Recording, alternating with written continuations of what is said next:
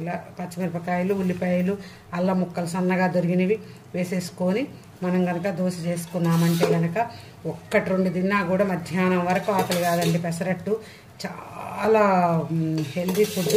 అన్ని టిఫిన్స్లో కల్లా కూడా పెసరట్టు చాలా ఈజీగా చేసుకోవచ్చు, చాలా హెల్దీ ఫుడ్.